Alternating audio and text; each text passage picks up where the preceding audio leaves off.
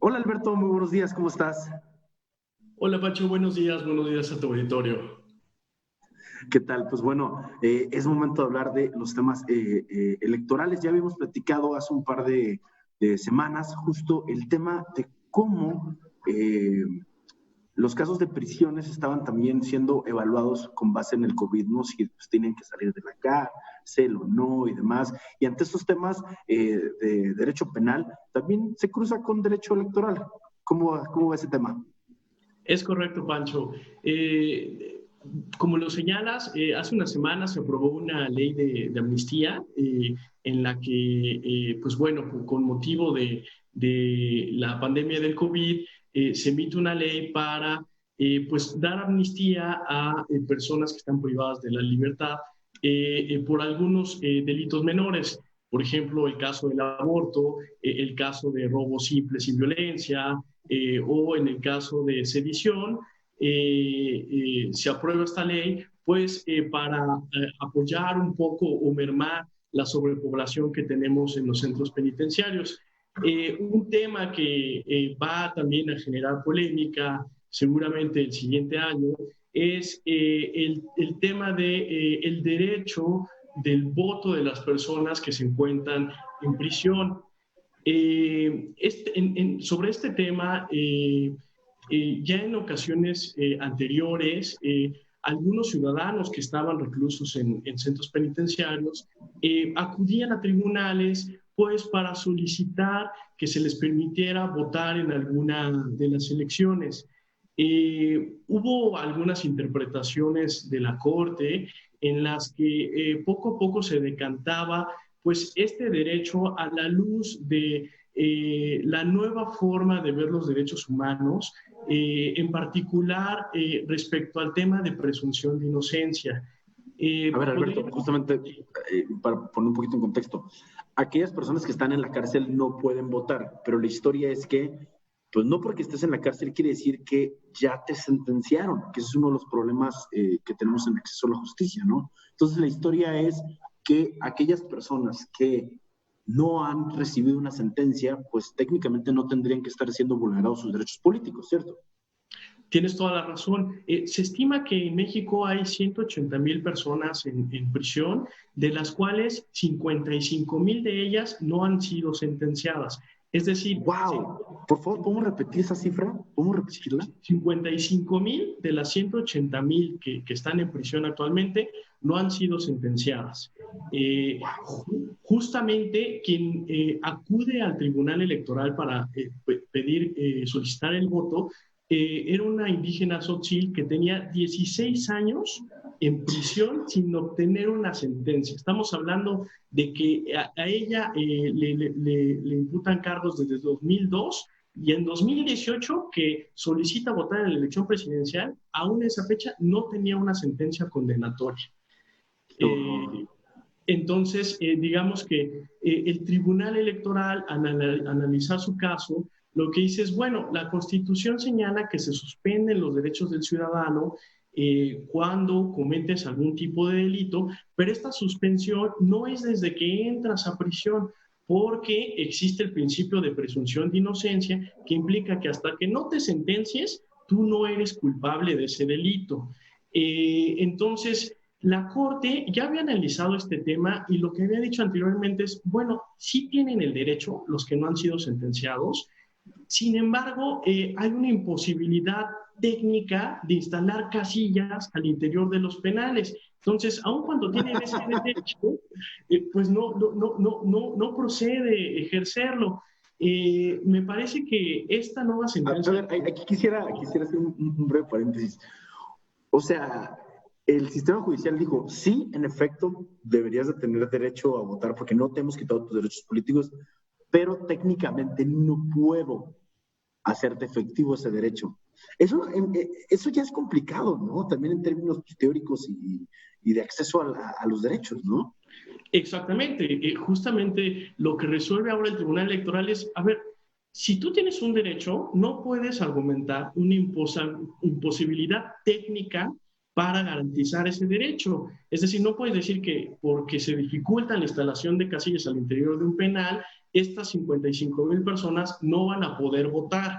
Entonces, lo que ordena el Tribunal Electoral es, a ver, INE elabora una prueba piloto para, para el siguiente año, en la que tomando distintos penales de diversos estados, garantices el derecho al voto de algunas de las personas que están al interior. Y una vez que hagas eso, que tengas un diagnóstico, entonces garantices el derecho para todas las personas que no han sido condenadas en la elección presidencial de 2024. Okay. A raíz de esto, algunos partidos ya presentaron algunas iniciativas, Movimiento Ciudadano, por ejemplo, en la que pues, trata de regular este tema porque no hay nada en la ley, le dio plenitud de atribuciones al INE para ejercer esta prueba piloto. Y bueno, pues ahora los dilemas que está tratando el INE es, en primer lugar, bueno, si el voto va a ser a través de algún modelo de urna electrónica, por ejemplo, como el que ya se va a utilizar en Hidalgo y en Coahuila, o algún tipo de voto postal en el que pues, las personas que están al interior puedan emitir su voto a través de esta vía. Y Alberto, te pregunto, ¿cuál sería la mejor manera de poder hacer efectivo el derecho político, ¿no? El derecho al voto para las personas que están en la cárcel y que no, y ojo, atención, y que no han recibido su sentencia? ¿Sería urna electrónica, que sea el mismo día? Porque ahorita que mencionas el tema de voto postal, creo que me hace más sentido. Incluso ya hay una larga experiencia por parte de la autoridad electoral con este tema desde el voto en el extranjero. Ahora sería voto desde el interior, pero del penal. Exactamente. Yo creo que el voto postal es una buena opción, sobre todo para cuidar un tema. Recordemos que este es un grupo muy vulnerable a temas de coacción. Entonces, lo ideal sería que a través del voto postal emitan el sufragio y que pues este no pueda ser coaccionado de alguna forma por las autoridades que administran el penal. Sería secreto, se envía a la autoridad, el INE lo hace el conteo y pues bueno, de esta forma se protege también pues, la secrecía y la libertad de sufragio. Claro que ahí tendríamos que... Digo que para eso justos son las pruebas pilotos, ver de qué forma se puede entregar esa boleta electoral, porque pues están en prisión, tampoco es como que tengan un domicilio fijo particular de que llegan a la celda 34. Ojalá viviéramos un sistema de justicia donde las personas que están pagando una condena tuvieran esas condiciones. No obstante, no sucede. Sería una especie como de híbrido entre voto postal con una especie de voto anticipado, ¿no? Que en Estados Unidos está muy acostumbrado. Exactamente, sí, días previos a la jornada electoral. Que incluso sea una jornada en X penal, están ahí las autoridades electorales y la gente, pues, es un voto anticipado, ¿no? Y que también se abre el mismo día de la elección, como pasa con el caso del voto en extranjero, que si mal no recuerdo, ¿dónde fue? En las instalaciones del TEC de Monterrey, ¿no? Donde se hizo el conteo. Exactamente. Exactamente. Pues bueno, creo que eso es un gran apunte justamente que nos lleva a raíz del tema de la ley de amnistía que se ha estado debatiendo y que por supuesto creo que pone el dedo en la llaga de algo bien importante que mencionabas al principio, la falta de sentencias en este país. Tenemos aproximadamente casi, es un poco menos de un tercio, pero casi un tercio de la población carcelaria en este país no tiene sentencia. Y luego tienes los casos como el que mencionabas de la indígena Tzotzil. ¿Cuántos años y que no tengan justicia? Ahora, ¿tú ves para 2024 que esto vaya a suceder, sí o no, para cerrar? Pues es un mandato judicial, tendría que pasar.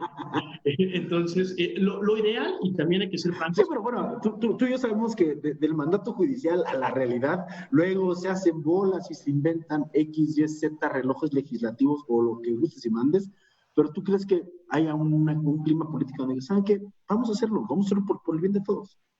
Yo creo que sí, la sociedad tendría que exhortar al Congreso ya para que regule este tema, porque es un tema que se tiene que debatir al seno del Congreso y que sea esta instancia el que defina los cómo van a ejercer este tipo de votos. Incluso, déjame decirte, hay en otros países en el que no solamente las personas que no han sido condenadas, sino también las que ya están condenadas, se les permite votar.